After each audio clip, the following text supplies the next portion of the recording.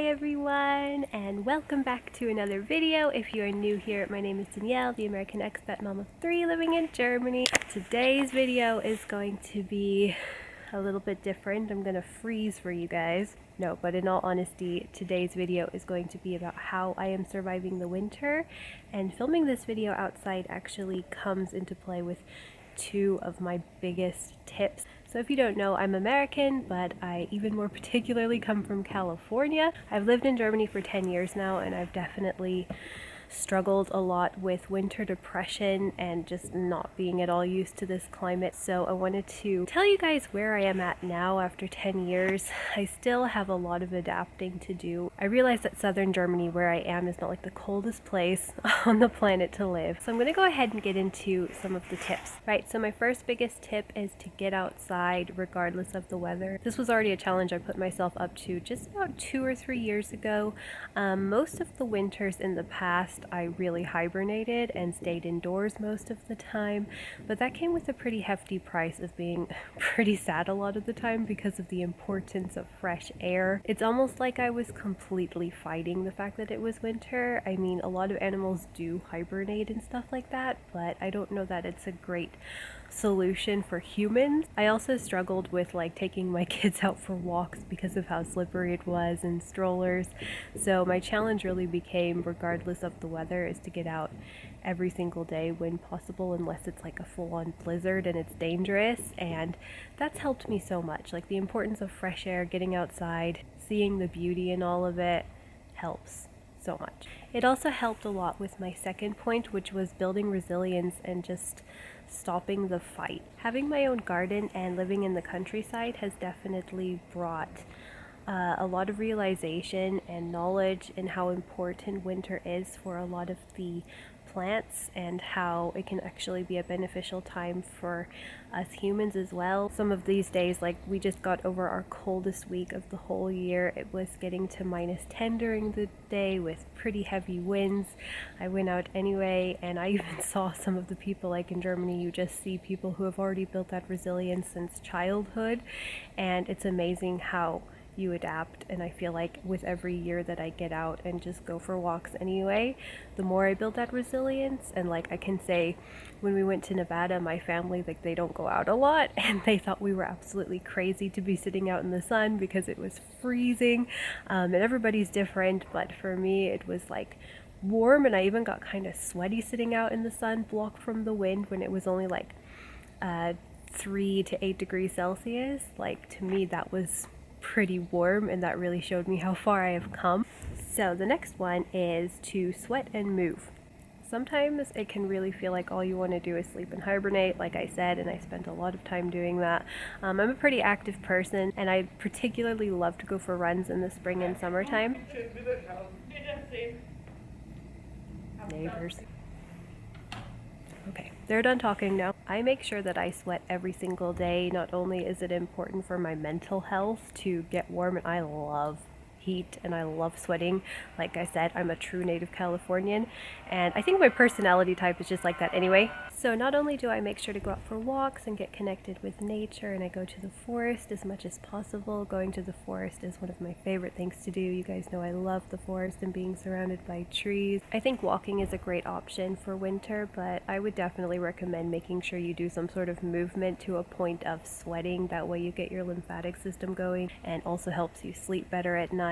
So I make sure to move my body to a point where I sweat every single day, and also to kind of indulge and like have kind of okay, this is going to sound weird, but like have a nice sweaty indulgent experience. I call it that because I love sweating. You can do something really traditional and German and you can do sauna. We don't have one, so I take really hot baths, and then afterwards, I don't do this every time, but that does help with my circulation and help get me sweating and draining my lymphatic system. But you could take it to the next level and do something very German, which helps your immune system actually even more, and that is to take like a cold shower after sauna or after a hot bath and kind of go in between the two.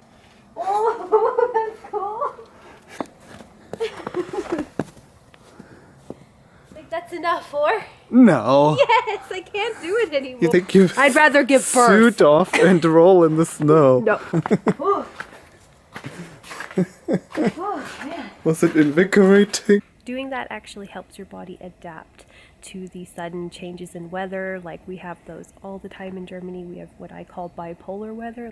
Last week was like -10 during the day, -20 at nighttime, and this week is going to be like between 10 and 14 degrees Celsius. The more you get your body used to those kinds of intense sudden changes, it reinforces your body's defense mechanism. Being in the sauna generates kind of like an artificial fever, and then going out in the cold brings it down really fast, so it's like a shock. You could also like go walking barefoot in the snow or roll around in the snow. Sweating from exercise or sweating for relaxation and detoxification, excellent ideas to help winter get by. And also doing sauna or doing a hot bath gives you a sense of summer. Next one is something I'm really passionate about and really take very seriously now, which I didn't always, and that is taking vitamin D supplements during the winter.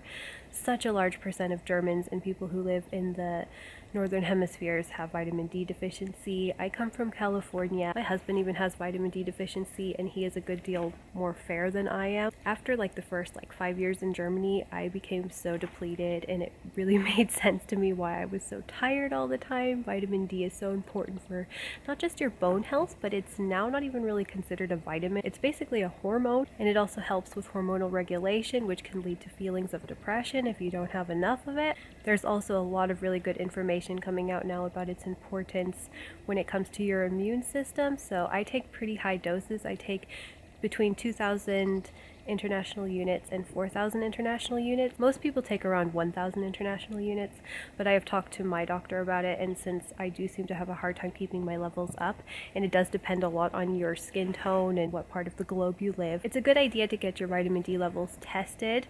And in Germany, I think you may have to pay for it. I had to pay for it. When I was pregnant, I didn't have to pay for it. I would test at the end of the winter and also at the end of the summer just to kind of see where you're at. I even supplement with vitamin D in the summertime because I still have a hard time keeping them up even in the summer here. I think it's super important. I take vitamin D3. It's made such a big difference. Like once I've really started getting on top of it, I've noticed that my mood is better and I get sick a lot less often. Next is food, and I'm going to be talking particularly about warm, nice herbal teas and soups and berries. If you haven't noticed in nature, nature provides us with so much berries to pick in the late summer months, and these are just loaded with antioxidants. I would definitely load up on eating as much fresh berries as you possibly can because they're more affordable, and in some places you can just pick them and you can freeze them because now we have freezers. You can make syrups out of it, like use elderberries to make really healthy elderberry syrup.